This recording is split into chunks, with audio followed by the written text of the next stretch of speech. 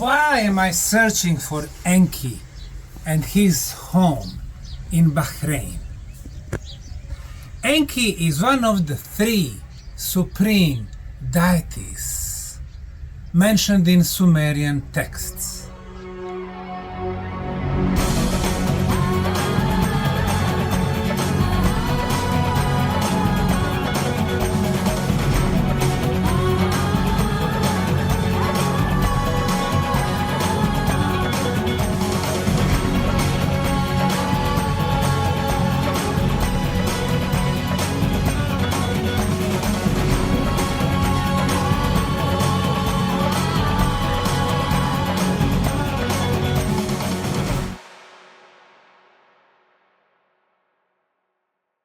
Have the Garden of Eden ever existed? And if yes, where was it located? I'm in the beautiful country of Bahrain. It's the island state, not big, less than 750 square kilometers, less than 1,000 square kilometers. But it seems extremely significant when it comes to the past. The civilization of Dil Moon or Tel Moon goes back for 5, if not 6,000 years. First men here 7 or 8,000 years. Now this island is in today's Arab or Persian Gulf, depending on who you talk to. Today, surrounded by maritime borders with Qatar and Saudi Arabia. Kuwait is not far. On the other side of the Gulf is Iran. Then, Mesopotamia. Matter of fact, in the Epic of Gilgamesh, there was a mention of Dil Moon civilization. And at that time, the reason why they mentioned it was very significant. The land of immortality.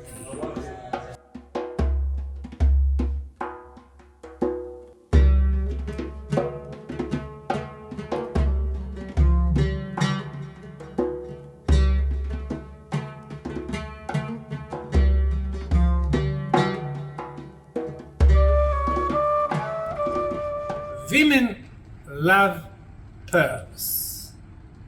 I am in the National Museum of Bahrain. The pearling industry, because of their brilliance, the pearls from Bahrain were the longest considered the most beautiful in the world. And indeed, the beginning of the 20th century, out of 99,000 people living on this small island, 17,500 were divers looking for pearls. So, 1 in 5 people living here were diving for pearls. And really, most of the places in the world have as the most significant pearls those from Bahrain. The trade of the slaves from Africa, from Zanzibar, hundreds of years back, were aiming partially to the people who will be diving for pearls. Of course, from the mid of 20th century, things have changed. Pearling is not the leading industry in Bahrain no more, or fishing. The first refinery in the Middle Eastern world, Bahrain. The first oil extraction, Bahrain. The first schools, Bahrain. Today is becoming a trading center, a financial center, and things have changed, and it's becoming also the tourism oasis for the people from all over the world. 5,000 years ago, Dil Moon civilization was exactly in the center of the trade between the Mesopotamia, the most advanced civilization of the time, and Indus Valley. Of course, to the east, the most developed one. Did you know that even though it was much closer to Mesopotamian lands, here in Bahrain, they used the measures and the weights exactly the same like at Indus Valley? It tells us about how universal they were. And later on, at the height, at the peak of the civilization, they even controlled the trade between China and Mediterranean.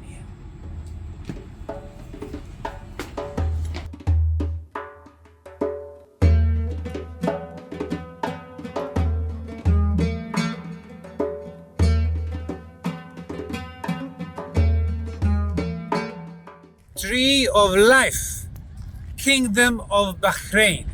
Behind me is the Tree of Life. What is the Tree of Life? Why did it get such a name? Look at the area around me. This is a desert. This is a desert sand. This is a desolate area. So if you don't go for the countless oil wells around us and the lights that came later, what we see is just one tree with no companions in greenery, no other trees. How is it possible that such a huge tree grows in the middle of the desert on this beautiful island of Bahrain? During the summers, the temperatures reach 45 to 50 degrees Celsius. No apparent water source, no nutrients, no other trees. But still, this tree has been here for a very long time. According to dendrology and the age of the seeds, this tree was planted back in 1582. So it has 450 years. It's been witnessing everything that's been happening on this island. Now, really, how is it possible that it grows? We need water. That's the source of life. Some people suggest that the tree has found a way to get the humidity from the desert sand. Not probable. I think the secret is in the root system. The roots would go so deep, maybe even 50 meters, in order to find the water. Al Bahrain, place where two waters, two seas meet. The one which is of course Persian or Arab Gulf, salty water, and the sweet water below us. This is about the magic of life. How you can survive even in the harshest environment. This is about the life. Your root system, which goes deep underground, symbolizes our physical dimension, our mother planet. And once you grow towards the sky, you want to reach the universe, the spirituality, the universal knowledge. That's the reason why this is a tree of life.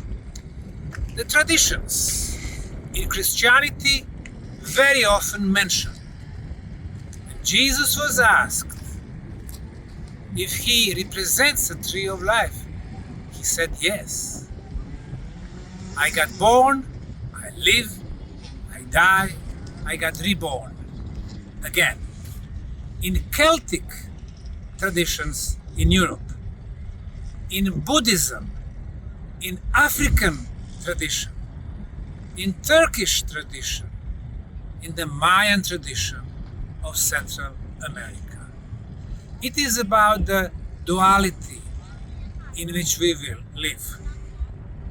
Earth and the sky, good and evil, light and dark.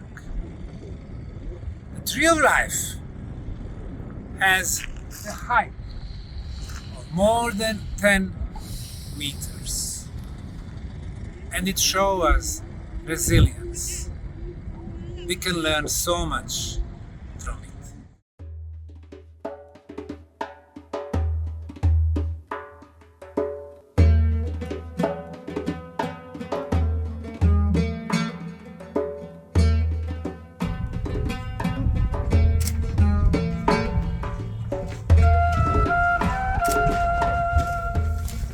Qal'at al-Bahrain, or Bahrain Fort. We are in the beautiful kingdom of Bahrain, beautiful island. This site has been protected since 2005 by UNESCO. When countries nominate the site for UNESCO protection, it means they are very proud of it. And indeed, Bahrainis have every right to be proud of this site. In archaeology, until few decades ago, it could be called Tell. But Tell is in archaeology a hilly area with several cultural layers. And indeed, here we have many of them. As a matter of fact, at least 5,000 years of continued life. The first phase, and we know a little, almost nothing about it, is the one that I'm interested in. The phase where the supreme deity of Enki ruled the area. Now, Enki was a god, not a demigod, but a god who brought creation, god of water. Water in the desolate, arid, sandy area meant life. So, Enki's face, what should be referred to him, most probably in my view, would be megalithic structures, which I have not found yet in the kingdom of Bahrain. But I suspect that this strategic point in Hormuz is probably the one where he lived and worked. The next phase, early Dilmun civilization. One of the highest points, peaks of civilization in area.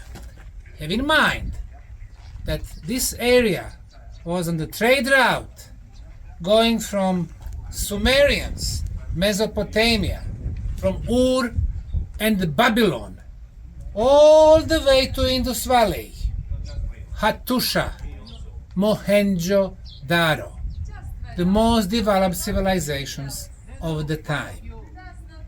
And indeed, here we are finding a lot of artifacts telling us about the connection between all the sides of the world.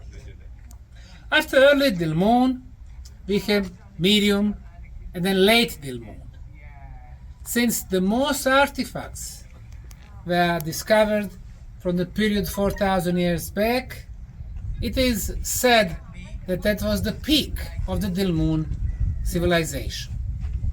Finally, thousands of years later, the Alexander the Macedonian king, who conquered first the Greek policies, the Greek city-states, and then he went to the east. Even though he never came to these particular islands, it seems that some of his admirals were here. From that time, it is known as the city of Tylos. So, the fresh wind from European cultures are coming to this area also. And later on, of course, we have Persians for the longest time. And finally, when the Middle-aged European countries are coming, with the Portuguese in the beginning, they saw the opportunity to build on the ruins a huge bastion, a fort, a Bahraini fort. This is where I'm standing right now.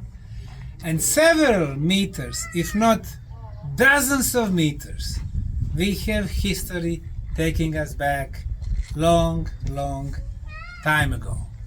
Portuguese, Islamic era, wars, violence, not the place to talk about that part now. But behind me is the place, the horizon, where ancient past and the future meets. That's what Bahrain is today. Until a couple of decades, you would say, Bahrain is the island, 46 kilometers by 16 kilometers, with other 32 or 36 islands, 750 square kilometers. Today the picture is different. Another 30 islands, artificially made, have been added. The cities are growing. A few decades ago, 100,000, 200,000 people, 600, then 1.3 million, then 1.5 million, who knows how many millions, and the foreigners are becoming the majority because they need labor. Country is like a younger sister of Dubai. It's becoming not only the place based on oil or before fishing and pearls, the most beautiful, the most famous in the world, or Bahraini gold. But nowadays, international trading, financing, a vibrant city of the great history.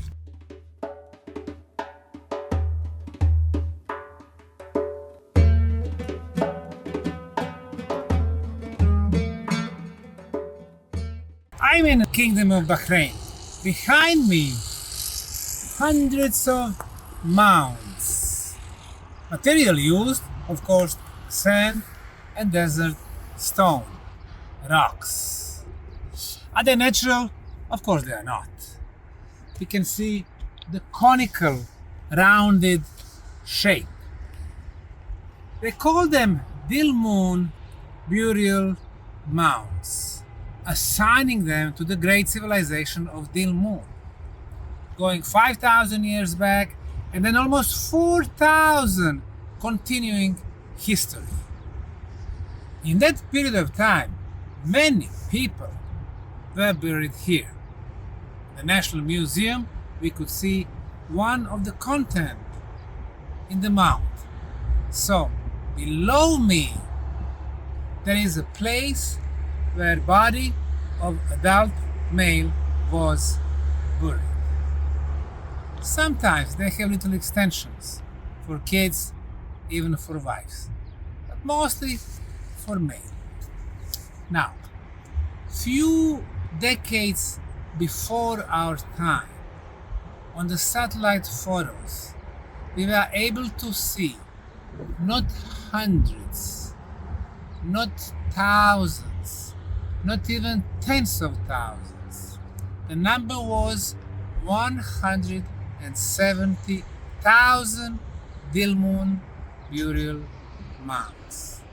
This is the largest concentration of burial mounds in the world.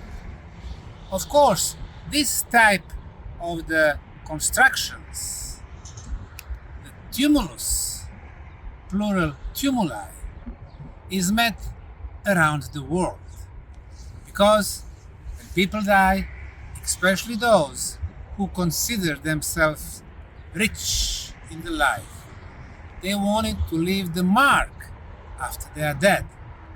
So he would order that mound be built over his or her grave. The more important person, the bigger the mound. So even in Bahrain, we have the mounds for ordinary people, middle class people, and we have royal mounds. The same scenario goes all over the world. However, originally, the tumulus type of the structure was not built to accommodate one dead body. The new science called biogeometry is telling us three most powerful geometrical shapes are four-sided pyramid, the conical shape, and round shape, circular shape. The second one, the conical shape, it seems it would focus underground energy, getting it through the very top. So the most or best known tumulus in Silbury Hill, they never discovered any bodies, any artifacts, but they did discover chambers, resonance chambers, and canals where energy was going through. Was this way to the ancients to have their connection to the energy with the sky? It is possible. Today, majority of Dilmun burial mounds are gone, destroyed forever. The price is paid for the urbanization and the very quick development of this beautiful country. The new villages are getting born almost on a daily basis, and they reclaim the land of the ancients, telling it's more important to take care of people who are alive today. However, we who are alive today will be below the ground very soon, in a matter of decades. So we need to show our appreciation, our respect to our ancestors. It's a delicate balance, but it has to be found. The way to do it, to protect the sites as the national heritage.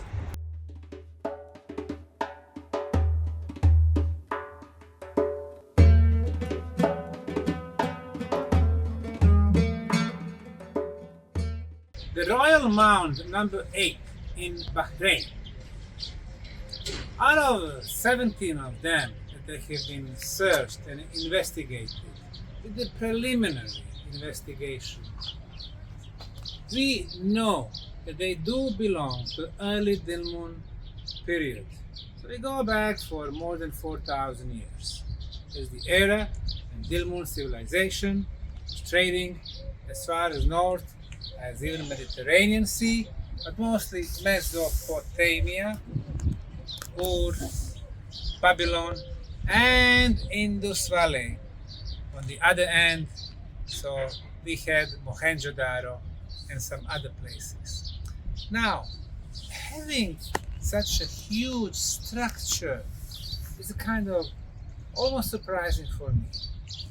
Unlike other tens of thousands of Dilmun burial mounds that are rather small in size, this one here is huge. The radius is about 30 meters. The height, 10 meters. Huge structure. Behind me, most probably this is how the opening was looking like. And let's calculate the size of this limestone block. 1.5 meters by 3 meters, that's 4.5 square meters. The thickness about 25 centimeters, that's more than 1.2 cubic meters. So this block alone is more than 3 tons. It qualifies it to be called megalithic block, or in this particular case, megalithic plate. When we see the blocks around that built the structure from ground up obviously this was a huge effort. And even today, what we can see some of the remaining blocks laying around. We can see a lot of reconstruction, which is fine. Obviously, somebody had the sources, effort, built huge structures called today burial mounds, and rightfully being on UNESCO's protection list.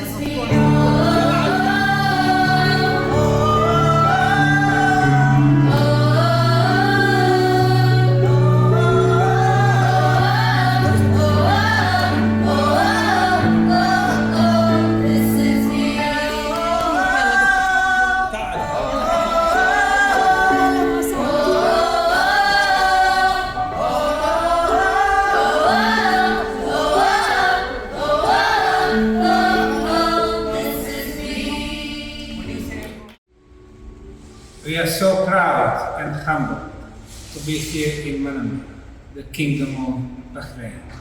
Behind us, King Hamad's Global Center for Peaceful Coexistence. And this is the message that we need today the most, the peace. Once we combine it with the children, our future, freedom, harmony, talking through the art, this is the message that should end up on all 6 continents. Maybe in the form of 4-sided pyramids, east, west, north, and south. Peace coming from the east. We are glad to meet the Professor Sam here in Bahrain. I think we have a good vision for our children's future.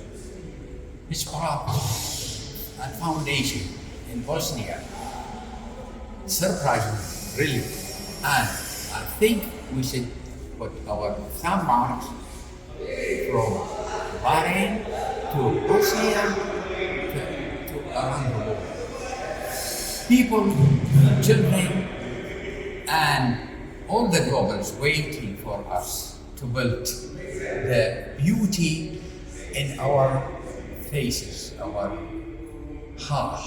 This is the time we start seriously to do it in a proper way from the Kingdom of Bahrain. I'm proud to host you today on the land of the peace, Bahrain, with the King, His Majesty, the King of the Peace. And we hope to start the message of the peace with you, Mr. Abbas, from Bahrain. Thank you.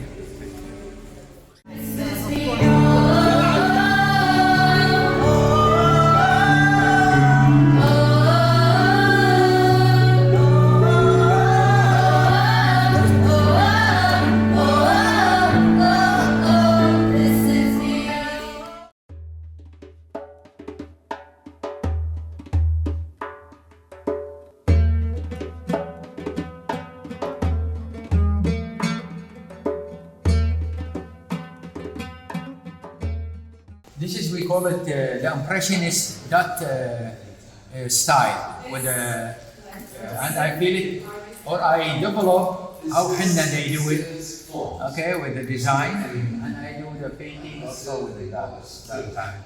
This is 77, 78, 77 starting. If you get the first prize in the competition of the 7th exhibition. See the material also, because this is we call mixed media with papyrus paper, Egyptian I study there. That's why. And here, see, you can feel for the papyrus. Yeah, like a drum. See the face. I appreciate the woman. I appreciate the beauty. That's why you can see it at this side. There, see the size of yeah.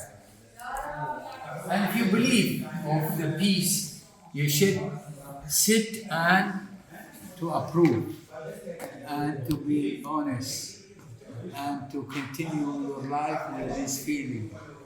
Peace is my target, my vision, my hope, and my work serious. Yes. Almost now 41 years to build Bahrain Art Society with Sheikh Rashid. He's the founder also of the art, and he is, we call it the godfather of art in the Bahrain and the area and the Gulf. Yeah, through that time, now 41 years, now we are try to be through this place to go all around the world. We've been everywhere, Mauritius, France, China, now in America, the last 2 months exhibition there. That means we hope to see that place is grow up with us, and with this concept, with these beautiful things, we can send it through our painting, through the brush, through our idea. Here we fly with the Bahrain in the beautiful carpet to all around the world. And you visited the most important country of... And also we are going to develop all this experience, life, everything to the beautiful country, Bosnia.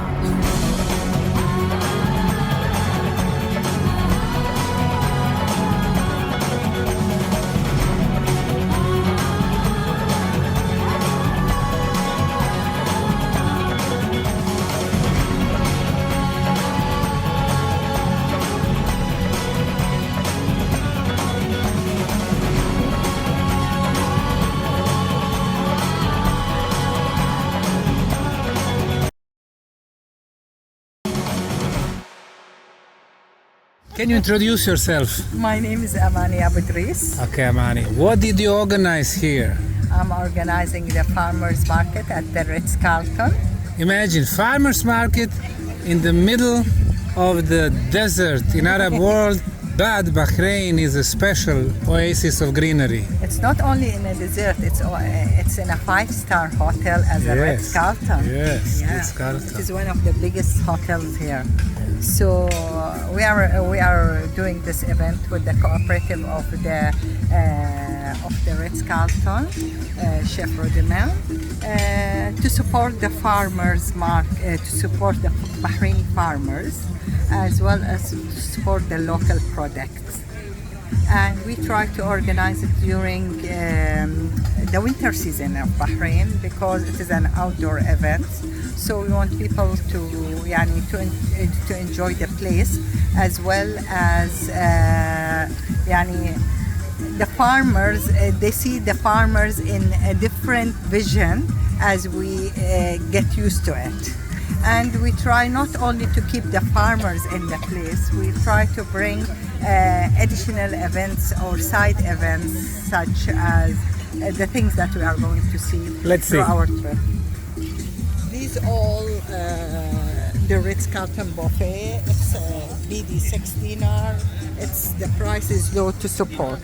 Here we have the traditional bread. Okay, the traditional bread. This project is a Bahraini project. It's called Abadi. Okay, and he's going to bake one for us to try. We can come for him later while they are making it, and you will taste it. This is called regardless. Okay, we are continuing with. Is this you? Yes, this is him. Very good. Abadi. Yes. Abadi. This is for the Ritz as well. This is one of the farmers, but he is a florist. This is the Bahraini, you can smell. This is the Bahraini rose, you can smell it. It's Wonderful. different from the roses that It the is. Holland, yeah. Nice and sweet. So we are supporting him as a florist. Okay. We have the honey man. We have the honey man.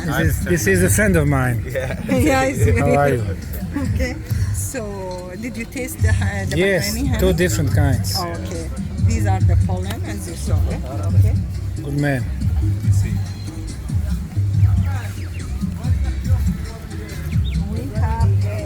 We have Saudi dates here. Yes. Another friend of mine. Yes, Abu Khalifa. Yes. Okay. The thing that it's not just Saudi dates. He has created. He imported from Saudi. He tried to do it this week. Did you taste this? Mixing? No. No, you have to taste it. Okay. This is the modification from their side, as well as they have the dates ice cream. The dates ice cream. Yeah. Very The good. creativity that he has having it's not just importing the thing, but modifying it. They have the dates, Bahraini dates ice cream. He have the latte موجود. The latte is not available هذا. But I like their work because the way the packing and how they organize things. Wonderful. Here, this is Aziz spices. Have you tasted the spices? No. You don't like the spices? Well, it's okay. We need spices in the food. We need to spice our life a little bit up. Okay, so she's Bahraini lady. She buys the vegetables, the chilies, the eggplant, the carrots from the farmers, and she works it. So there is a bridge between her and the farmer.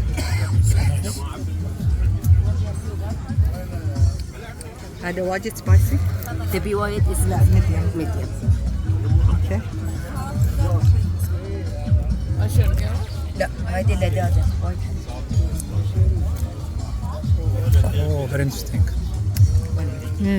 You like it? Sure, you hate it. This is also different kind of chilies. She bought them.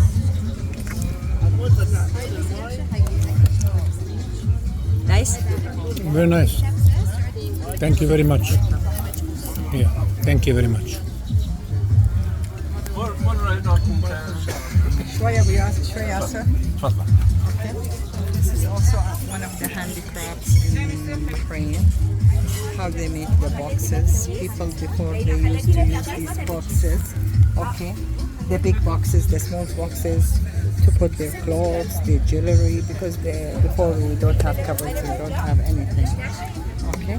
So this is Man, the creative good man. Adil. He's doing it. He's doing it here, not made in China. No, it's made here, locally made. I'm live working here.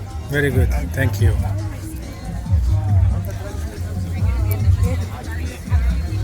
This one is Abu Hilal. This is his son Muhammad. They are doing it by themselves. And they are selling it. But seven we start. See, they are doing it. So halal? Yes, how are you? You're okay? Very good. Thank you very much for coming out. Very good work. Thank you. Thank you. We are happy. When you are Your son? yes, my son. 2 generations. Last son. Yes. Last son. Last son. How many? 6. 6. Youngest. Youngest. Yes. He's the smaller. Good.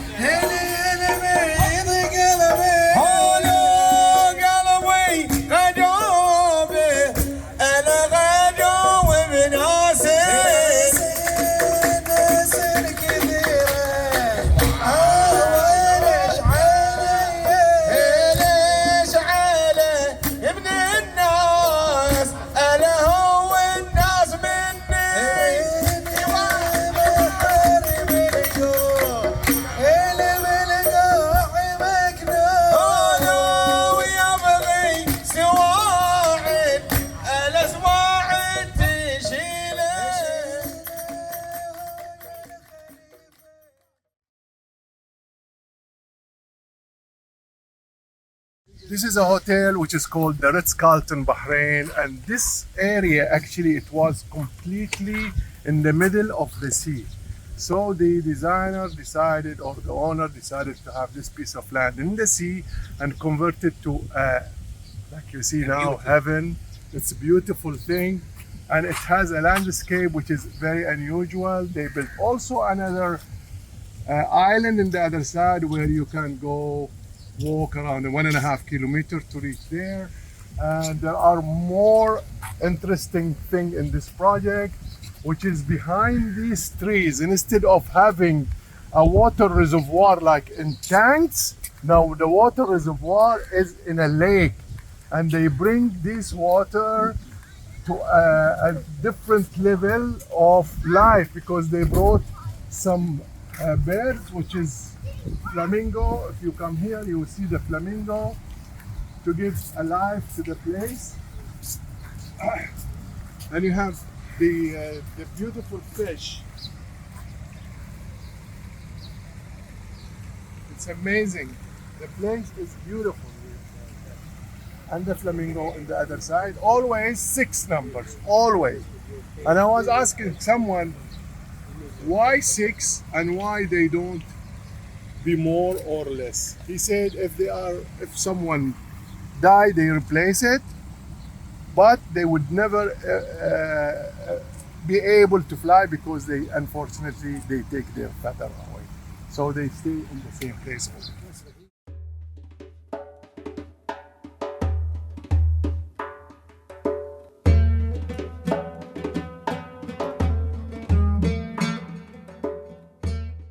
All around Bahrain, if last visit you came and you saw the sea, it might be reclaimed next year. But here they are not allowed, and this is by UNESCO, because the fort is being registered as the ancient harbor to civilization, and this is the harbor. So they are not allowed by UNESCO to do reclamation, which is good, and this is to the benefit of nature, so they don't reclaim the land.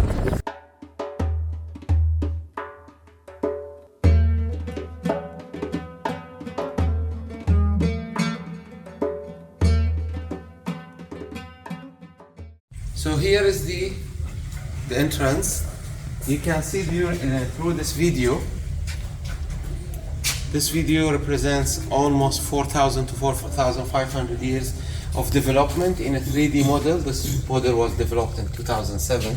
Very primitive, kept here. So it tells you very simply, شوف عباس هذا بال 3D. It shows you the years of the fort. Because this fort there was a fort, another fort on it. It tells you how it worked. So in the ancient civilization, this is the oldest site in Bahrain, known in Bahrain, that links us to the Ashurian as a harbor. And you will see the artifacts from the lower era. So when we go down, our journey starts from there. So that is the almost 4,000 years ago, which is, you are talking about 2,500 years. See, I'm not very accurate I'm giving you the idea, yes, because the archaeologists, they want things to be accurate on the date. So I'm giving you the date, but it is almost, the error maybe will be 100 years. We go down, it starts, then we will go to level and level and level until we reach the Islamic period, which is the top of this, the peak of this fort. And the fort was used until 50 years ago by the villager. There are still some people still alive. For example, in Karana, during the attack of we call them a family, Dawasir, they were gathering in the fort and they were closing the door. After the Maghrib prayer, they closed the door, because if you are a man, you will be a slave, or if you are a woman, you will be raped. So they come in the fort and they close. They don't stay in their houses.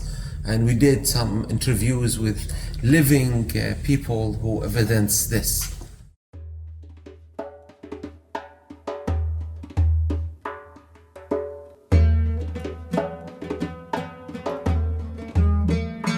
Please introduce yourself. دكتورة زينب سوار. Now we are discussing Enki and Dilmun civilization. Who was Enki? Was he a human? Was he a half god? Was he a god? No, he's Is a it just god. a legend? Is he real? It's really it's the legend, but the Enki it's a god for water, and then Khersek the god of the earth, and there is married in this land, and the Enki make everything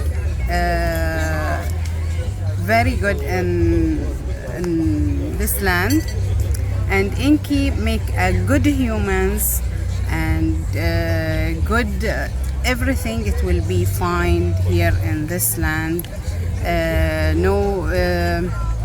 Not lion eat any goat, not the world not got any goat, and that's the woman not become old and the man not become old, and everything here set for peace in this land. It's a Dilmun. Dilmun is it's clear. Dilmun it's a special earth on this area. When Enki came here, is it possible that in the beginning the civilization was more advanced than later? Yes, sure. That the first legend talk about Dilmun, it's Enki, and after come Gilgamesh. I think that's it. And Gilgamesh half god and half human, but Enki it's really god for the water, I think. Any structures, any buildings remained from Enki's time? Here exactly no have, but I see it on Dilmun seals. Dilmun seals, it's talking about this legend. How I see it? I see it by when I see that Nan Khersek, she's a woman by two wings. It's actually same the woman with two wings in Simmers. This is what writing in this Simmers writing. That's why I matching with it, and I told this Enki who's sitting like this in Dilmun seas, and this one is Nan Khersek. That's why. Thank you very much. Because I'm artist. That's why when I start everything, when I drawing, I think what I draw. That's why I think it about that's the Dilmun who's make that one. Because I think the Dilmun and Simmers, it's one culture and one thinking. That's why make it like that.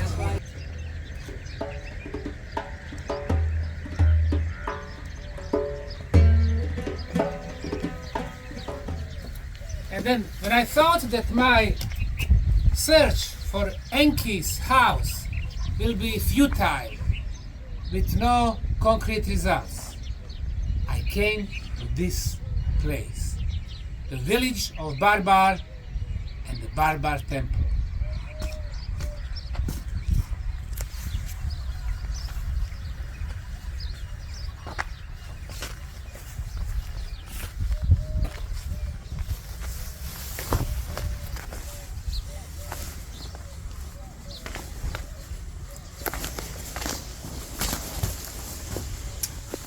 Why am I searching for Enki and his home in Bahrain? Enki is one of the three supreme deities mentioned in Sumerian texts.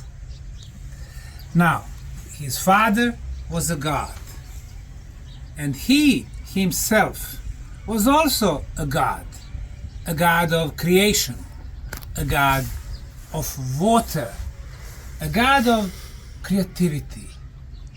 Being a god of water, it would be very logical that most of his time he spent near the water. But also, being a god, the constructions that would follow the gods had to be different, monumental, megalithic.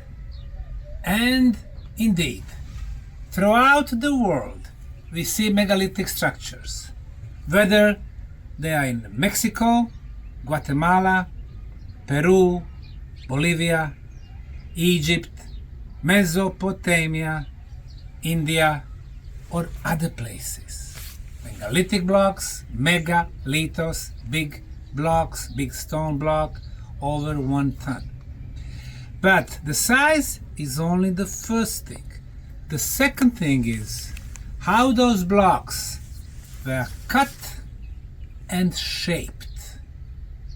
In most cases, in order to be complex and ready for the earthquakes, they were polygonal blocks. Polygonal meaning more than 4 sides, more than 4 corners. And the next element, all the blocks were different in size. Take for example Egyptian pyramids. You don't find 2 blocks of the same size. Why? Again, against the earthquakes.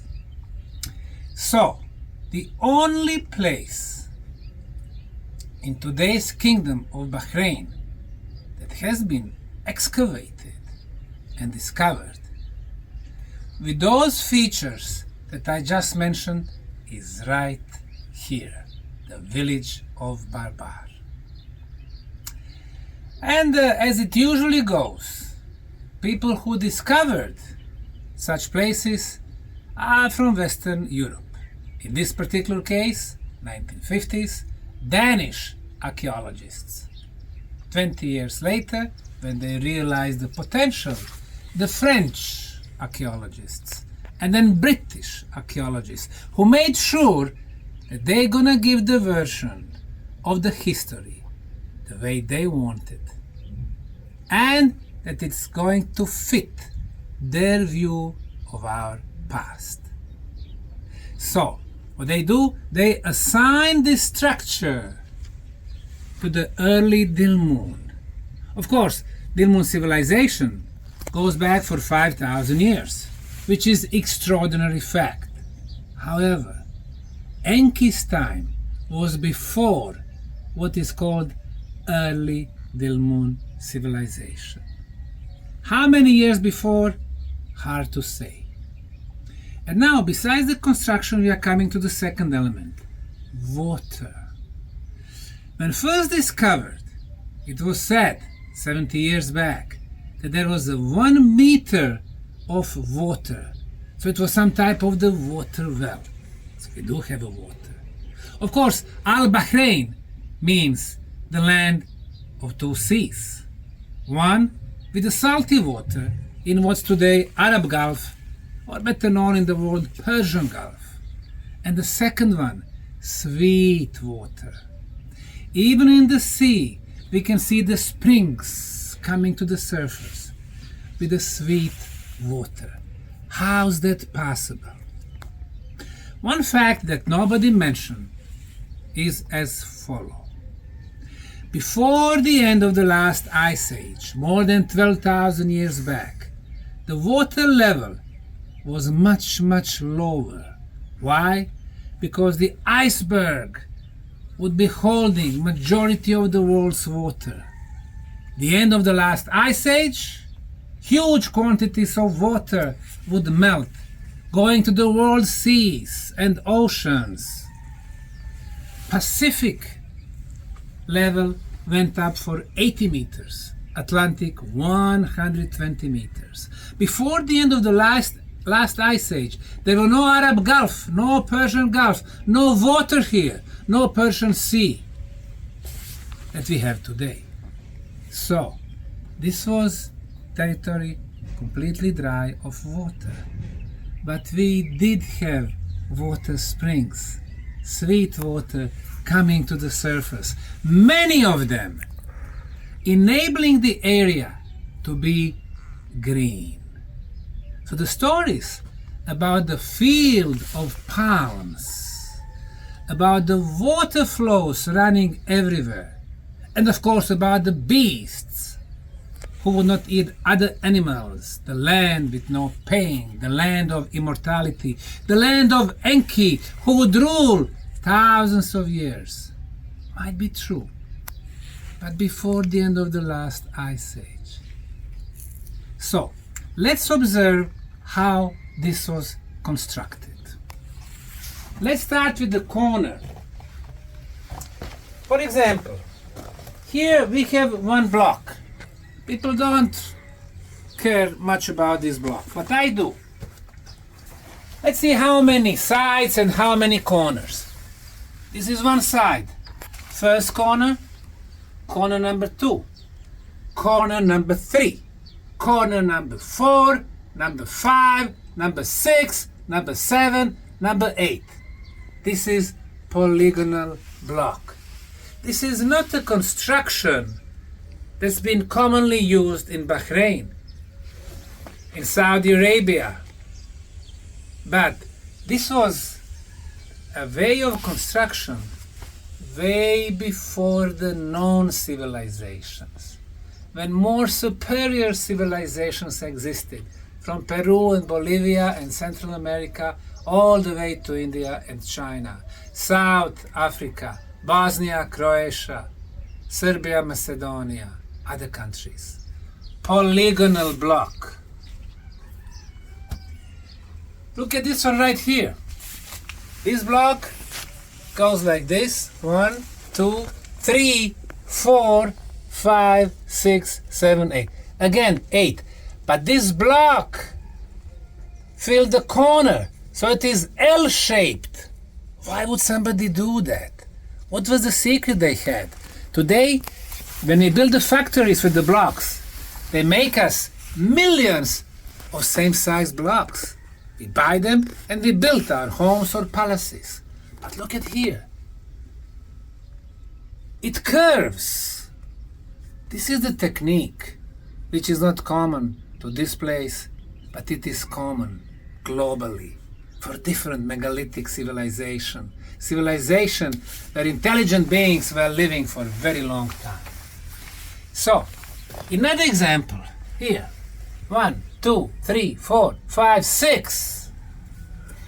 Another important thing, in order to produce the effect that will protect the structure against the earthquake, they were going with a series of bigger blocks, every one different size, and then they would place in between the smaller block. In the case of the earthquake, the structure would not collapse, it would not fall, it would move and it would lock itself much better. Let's try to find some of those smaller blocks. You see here, a little block is missing. This is one example. Let's look some more. You see here, perfect example. Looks like completely unnecessary, but it was necessary. There is a block here, going a little bit higher, there is another one here, going below, there is one here and one there, and then one little piece here. If you look closer, we'll probably be able to find some more. Here, on this other wall. Blocks, one row, a little bit above, different size, and then the one in the middle. This is the way of constructing that I've been meeting in Easter Island, in Peru, in Mexico, in Egypt, at the Giza Plateau. They call them temples, 2 temples. They were not temples, they were special constructions, meant to last forever. So, we can see blocks of different sizes. Another one, perfect example. Look at here. 1, 2 sides, 3, 4, 5, 6 sides. So, was Enki living here? When we take the most important document from Sumeria, it is called Sumerian King List. On one huge block in the stone, we have carved the names of the rulers with the dates when they ruled. They have 3 phases. The first phase, gods, with a small g. The second phase, lesser gods. And the third phase, children of gods. Children of gods were the rulers, the kings, as we showed them, from 5, 6, 7,000 years back. Lesser gods would rule Sumeria for 1,000 years each, from 20, 30, 34,000 years back. And gods, the first one, came from the kingdom of heaven, descending to kingdom of earth, 233,000 years back. The first one, Alajar, ruled Sumeria 28,800 years. Alulim, 36,000 years. Imagine you were a human at that time. You are looking at the ruler, at the king, as we call it. During your life, he's there. You die, your son is looking at the same ruler. Your grandson, watching the same guy. Your great-grandson, for thousands of years, the same guy. Of course, in the eyes of the public, they were immortal. Why did they call Bahrain the land of immortality? Because Enki was immortal to them. The water gives the life, the monumental structures, gives the feature to the rulers. They rule almost forever, and they help people to build a social organization. Greenery around us, the Garden of Eden, finally found in the land of Bahrain, in today's kingdom of Bahrain. This is the site people from here should be most proud of it. It should go on stamps, on postcards, in the passports, in all media. Enki finally discovered.